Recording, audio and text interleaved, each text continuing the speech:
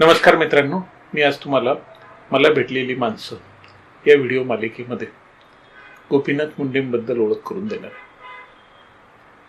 मित्रांनो, जेव्हा Chate coaching classes मुंबईत सुरू झाले आणि काही जाहिरातीमध्ये मी गोपीनाथ मुंडेंचे फोटो छापले आणि त्याच्यानंतर मग मुंबईमध्ये एक फार मोठी अफवा पसरली की चाटे कोचिंग क्लासेस हे गोपीनाथ मुंडेंचेच आहेत, अमुक तमुक वगैरे असं. आणि अशा अफवांचा कधी फायदाही होतो, कधी नुकसानही होतं.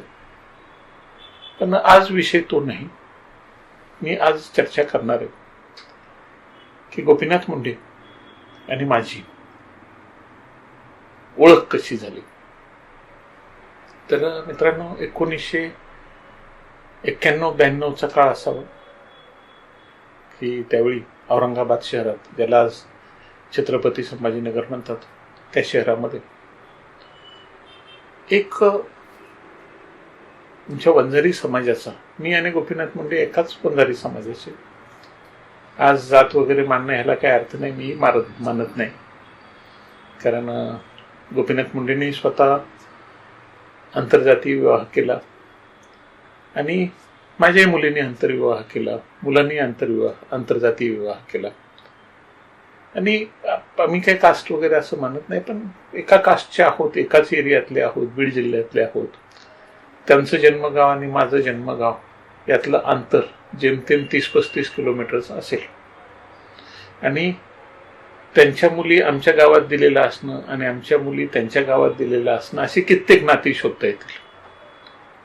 त्याच्यामुळं आमच्या ग्रामीण भागातल्या एका ह्याच्याप्रमाणे आम्ही एकमेकांचे पाहुणे आहोत असं म्हणता येईल.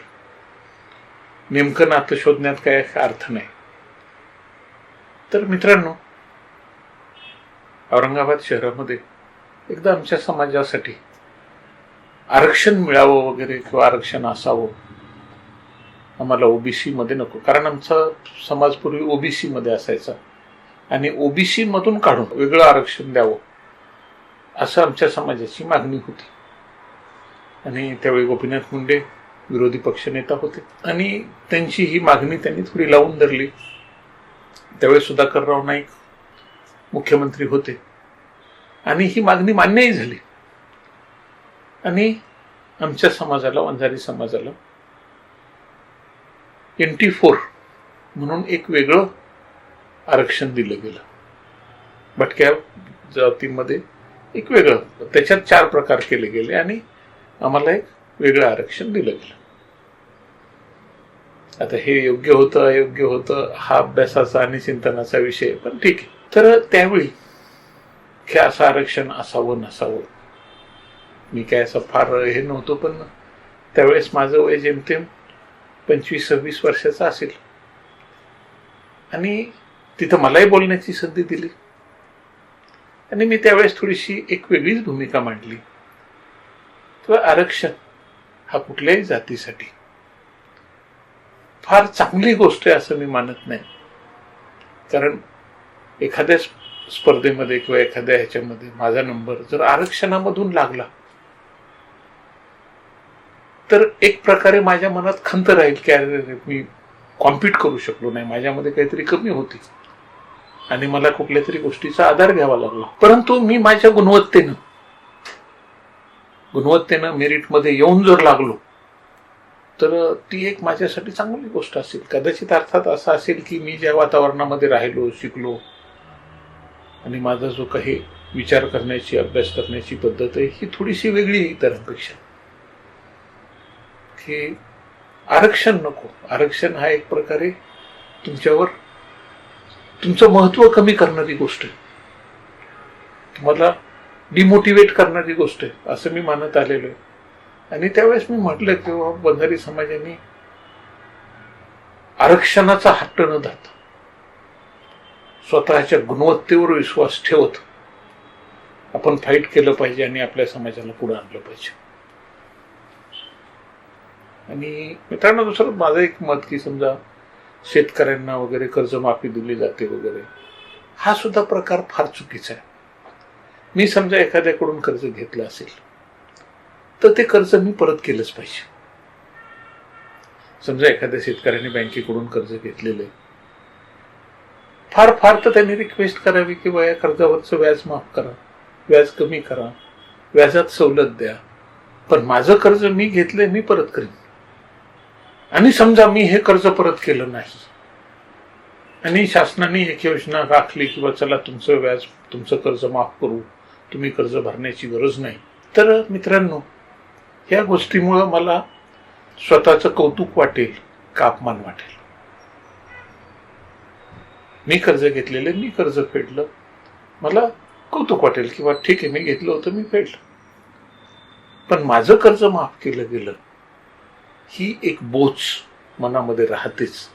आणि आपण कोणीतरी आहोत, कमी आहोत, आपण कुठेतरी मागासलेले आहोत, आपण कुठेतरी दुर्बळ आहोत, हा विचार समाजासाठी फार वाईट असतो. अशा प्रकारचं भाषण मी गोपीनाथ मुंडेंच्या समोर त्यावेळेस औरंगाबादमध्ये केलं. आणि गोपीनाथ मुंडेंनी माझ्या बोलण्याची कदाचित दखल घेतली असावी. त्यांच्या लक्षात आलं असावं की हा मुलगा फारच चांगलं बोलतोय. आणि नंतर मग जेव्हा तो प्रोग्राम झाला, सगळे आम्ही जेवण वगैरे करत होतो, त्यावेळेस त्यांनी मला बोलावलं आणि बोलले की तुम्ही छान बोलता वगैरे, पण शेवटी कसं असतं की तुमचे मुद्दे तत्वतः कितीही रास्त असले, करेक्ट असले, तरी त्या पद्धतीनं जग चालत नाही. समाजासाठी तुमचा विचार तुमच्या स्वतःसाठी फार योग्य आहे, पण समाजासाठी एक गरज असतेच. सगळेच जण तुमच्यासारखे कर्तबगार आणि कॉन्फिडंट नसतात, आत्मविश्वासी नसतात. त्यांनी सांगितलं मी सुद्धा कधी मला रिझर्वेशन मिळावं म्हणून मी प्रयत्न केला नाही. आणि मित्रांनो मलाही कधी रिझर्वेशनची गरज पडली नाही. मी 10वीला मेरिटमध्ये होतो, 11वी 12वीला मला पाहिजे त्या कॉलेजला ॲडमिशन मिळालं, 12वीला मला चांगले मार्क्स मिळाले. मी माझ्या गुणवत्तेवर मला इंजिनिअरिंगला पाहिजे त्या शाखेत पाहिजे तिथे ॲडमिशन मिळालं. मला व्यवस्थित प्रॉपर माझ्या गुणवत्तेवर स्कॉलरशिपही मिळाल्या. नंतर मला ME ॲडमिशन मिळालं होतं माझ्या गुणवत्तेवर. तर मी कामात बिझी असल्यामुळे ME करू शकलो नाही. पण तरीही एक गोष्ट आहे की समाजाला ह्या पद्धतीच्या आरक्षणाची किंवा या पद्धतीच्या एक मदतीची टेकूची गरज असते असं थोड्या वेळामध्ये मला मुंडे साहेबांनी सांगितलं. मी म्हटलं ठीक आहे, तुम्ही म्हणताय बरोबर आहे, आणि तुमचंही म्हणणं ठीक आहे, तुम्ही एका पद्धतीने विचार करता ठीक आहे, आणि ह्या कार्यक्रमाला मी विसरू, हे आमचं जे काही कार्यक्रम झाला, बोलणं झालं, ह्या गोष्टीला मी विसरून गेलो. काळ पुढे गेला. 92, 93 आणि 94च्या जून महिन्यामध्ये, 1994च्या जून महिन्यामध्ये मी दिवसभराचं काम आटपून घरी आलो होतो. संध्याकाळचे 8, 8:30 वाजले होते. आणि गोपीनाथ मुंडे आपली पत्नी, मुलगी यांना घेऊन सरळ माझ्या घरी आले. मला आश्चर्यच वाटलं, गोपीनाथ मुंडे माझ्या घरी. मी म्हटलं मुंडे साहेब या या या बसले. ते मुलगी बसली, त्यांची मिसेस बसल्या. मी माझ्या पत्नीला बोलावलं. माझी आई होती, माझी आई बाहेर आली. माझ्या आईला सांगितले गोपीनाथ मुंडे वगैरे म्हणून. विरोधी पक्षनेते होते. आणि त्यांनी म्हटलं साहेब असं कसं काय आलं तुम्ही एकदम? ते म्हणजे मी विचार केला की माझ्या मुलीला 11वी 12वी, माझी मुलगी यावर्षी 10वी झाली आहे, आणि 11वी 12वी तुमच्या क्लासमधून करायचं असा निर्णय झालेला आहे. मला एकदम आनंद वाटला की यार एवढा मोठा माणूस मुंबईमध्ये यांचं हे आहे, बसताना आहे, आणि परळीवरून आपल्या मुलीला चाटे क्लासेसमध्ये शिकवायचं म्हणून औरंगाबादला पाठवत आहेत. मला फारच आनंदाची गोष्ट वाटली. मुंडे साहेब थांबले आमच्याकडे, बऱ्याच वेळ थांबले. रात्री आम्ही जेवायला वगैरे गेलो. दुसऱ्या दिवशी ते पुन्हा आले. मग माझे क्लास वगैरे दाखवले, माझं वर्किंग पॅटर्न वगैरे त्यांना समजावून सांगितलं. आणि त्यांनी ती मुलगी म्हणजे पंकजाचं चाटे क्लासेसमधलं ॲडमिशन त्यांनी पक्क केलं. मित्रांनो मला आनंद वाटला की यार एवढं आपल्यासाठी एखाद्या मुलीला, म्हणजे मुंबई महाराष्ट्राचा विरोधी पक्षनेता होते त्यावेळेस, आणि महाराष्ट्राच्या विरोधी पक्षनेत्यांनी आपल्या मुलीला चाटे कोचिंग क्लासेससाठी औरंगाबादमध्ये ठेवावं, हा मला माझा फार सन्मान वाटला. आणि ह्या एका गोष्टीनं माझा आत्मविश्वास उंचावण्यात फार मदत केली. की विरोधी पक्षनेत्यांनी आपला मुलगा आपल्या मुलीला मुंबई शहरात न ठेवता औरंगाबादमध्ये ठेवावं, माझ्या क्लासमध्ये ठेवावं आणि माझ्या क्लासचा लाभ घेता यावा म्हणून औरंगाबादच्या एका कॉलेजच्या हॉस्टेलमध्ये ठेवावं मुलीला. ही गोष्ट मला फारच कौतुकाची वाटली आणि विशेषतः माझ्या क्लासेसची गुणवत्ता मला उंचावणारी वाटली. त्याच्या अगोदर 1991ला 92ला 93ला 94ला माझी मुलं फार चांगलं यश मिळवलं होतं आणि औरंगाबाद शहरामध्ये माझ्या कोचिंग क्लासेसचा दबदबा जबरदस्त झाला होता. पण मुंडे साहेबांनी तिथे येणं आणि त्यांच्या मुलीला तिथे ॲडमिशन देणं हा मला माझा फार मोठा सन्मान वाटला. अर्थात त्याच्यामध्ये एक 2-4 महिने गेले आणि नंतर त्यावेळेस मुंबई शहरामध्ये BJP विरोधात आणि शिवसेने विरोधात थोडंसं वातावरण होतं आणि काही राजकीय हत्या झाल्या आणि अशा वातावरणामध्ये आपण आपल्या मुलीला आपल्यापासून दूर ठेवणं हे फार चुकीचं होतं. त्या काळामध्ये मुंडे साहेब जोपर्यंत त्यांची मुलगी होती माझ्याकडे 4-6 महिने तोपर्यंत मुंडे साहेब नेहमी महिन्यातून 1-2 वेळा चक्कर मारायचे, क्लासवर यायचे, थांबायचे आणि त्यावेळी बरेचसे आज जे आपले BJPचे बरेचसे नेते पण त्यांच्यासोबत असायचे. तर जेव्हा मुंबईतलं वातावरण बदललं आणि काही राजकीय हत्या झाल्या मुंबईमध्ये तेव्हा मात्र त्यांनी निर्णय घेतला की आपली मुलगी आपण आपल्या सोबतच ठेवावी, कारण हॉस्टेलवर ठेवणं वगैरे त्यांना थोडंसं हे वाटलं, गैरसोयीचं वाटलं आणि त्यांनी मग मुलीला मुंबईला बोलावून घेतलं.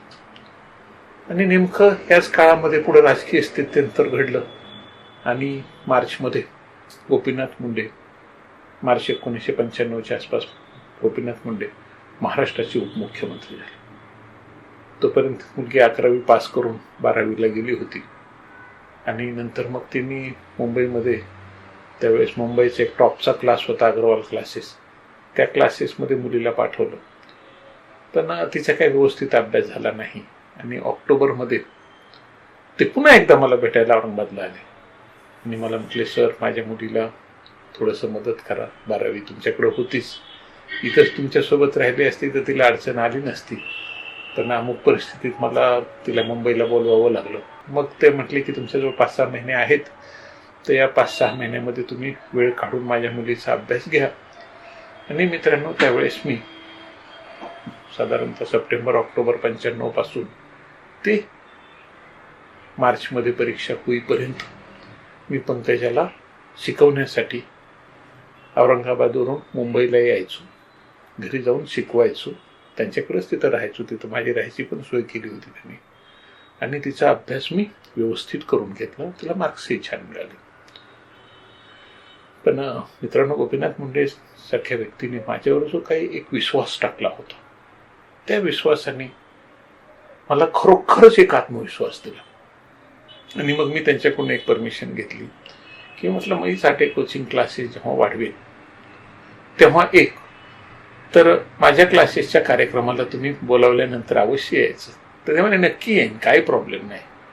आणि मी म्हटलं माझ्या जाहिरातीमध्ये मी तुमचा फोटो छापेन. त्यालाही ते म्हटले, सर मला ह्याची काही अडचण, माझे फोटो तुम्ही छापू शकता, तुमच्या क्लासच्या कार्यक्रमाला तुम्ही जेव्हा बोलावाल तेव्हा मी नक्की येईन आणि तुम्ही तुमचा कोचिंग क्लास फक्त औरंगाबाद शहरापुरता मर्यादित न ठेवता तिथून त्याला बाहेर काढा आणि शक्य असेल तर स्वतःची कॉलेजेस वगैरे काढा.